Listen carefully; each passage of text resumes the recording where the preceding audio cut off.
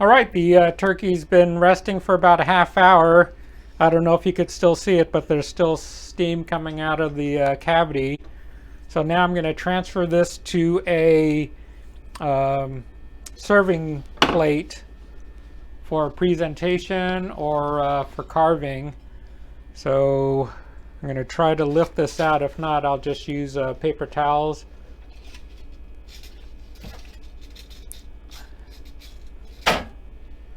Just drain off any excess liquid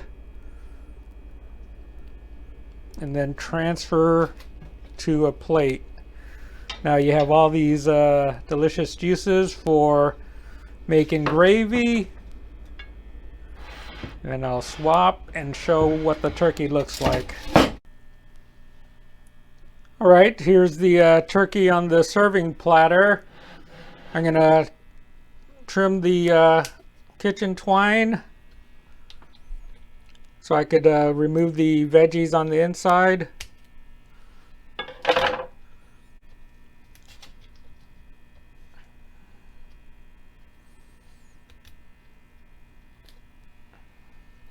Throw that over there. So the veggies we're not eating. It just was for flavoring the juices coming out. So just tossing it on the side.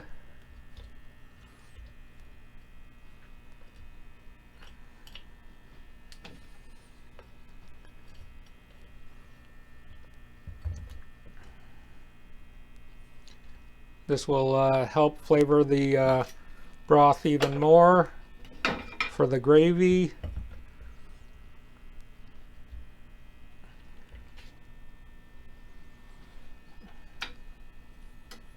All right, here's the turkey. I should have removed the wishbone, but I forgot to do it, so we'll end up doing it later. Here's the timer. Some people remove it before cooking. I just removed it after. And now we'll go on to carve. All right, for carving the turkey, there's two ways to mainly carve the breast. Most people want the breast meat. You want to kind of get the legs out of the way a little. But traditional method is to carve slices of breast. So you start out the traditional thin slices.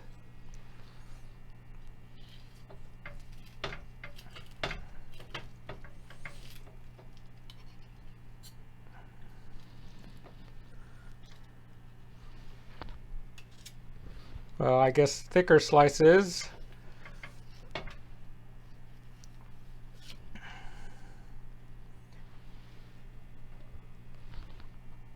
But one downside about carving this way is that the chicken breast gets a little stringy, but it looks nicer on a platter. The other method is to remove the breast completely off the turkey.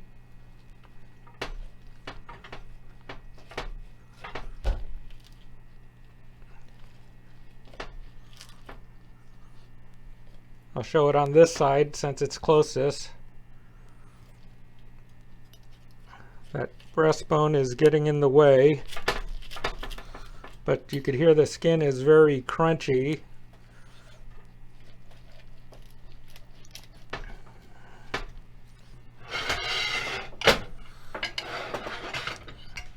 So here's the keel bone. This is the other breast.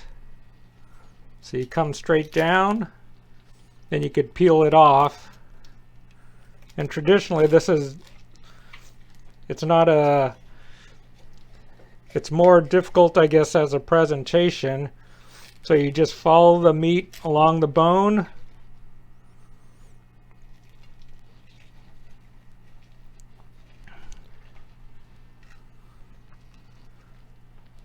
Right there.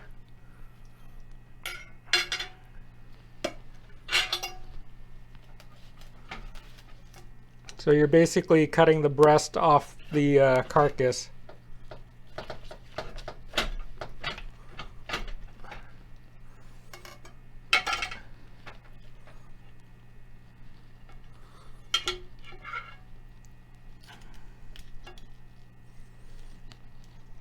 In some respects, by doing this, you're getting a lot of meat off the bone, and you're getting, I guess, the most efficient use of your turkey.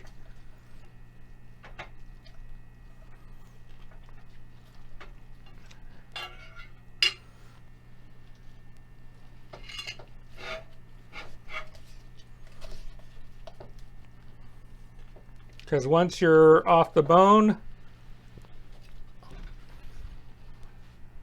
you cut the turkey instead of this way, as you would get with this traditional, you cut it straight down.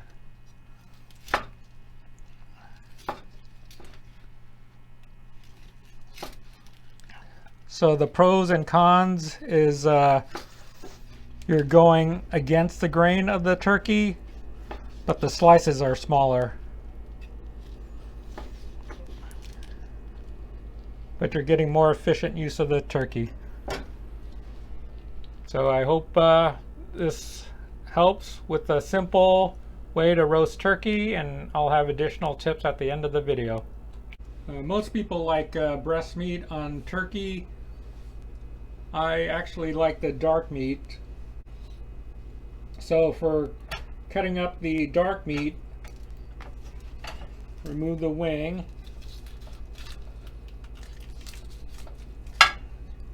Then with the thighs,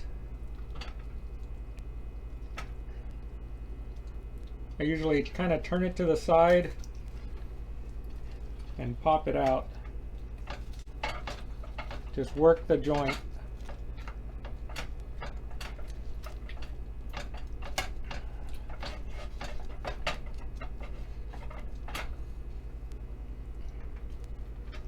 Also, what you can do now that you've exposed the thigh is take it off the bone from here,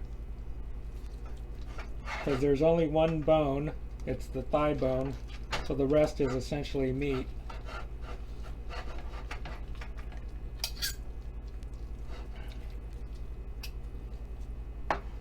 Then you could cut this into slices.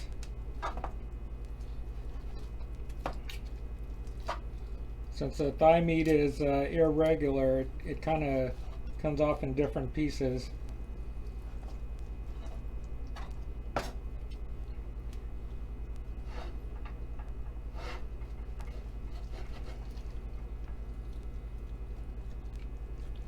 So it just depends on what people want, and then as you plate it and it gets served, people will start picking at their favorite bits.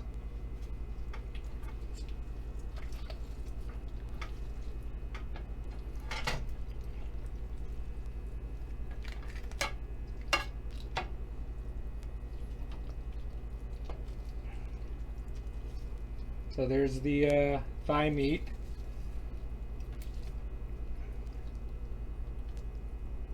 The drumstick, it's a little more difficult. There's a lot more bones, but you can slice bits off or just give it someone to gnaw on.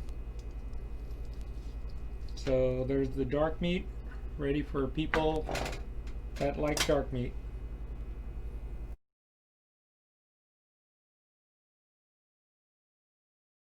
Usually when you buy a turkey, for something with bones, you want a pound to a pound and a half per person. So this was a 13 pound bird, so you could feed easily 10 to 13 people. Depends if you want leftovers or not. But if you have more people in the house, you could get another turkey that's larger, but it'll take longer to cook. Or if most people eat breast, you could buy a whole turkey for kind of a display and the centerpiece, and then you could buy turkey breast. That way you'll have extra turkey breast without having the dark meat or the wings and the rest of the carcass.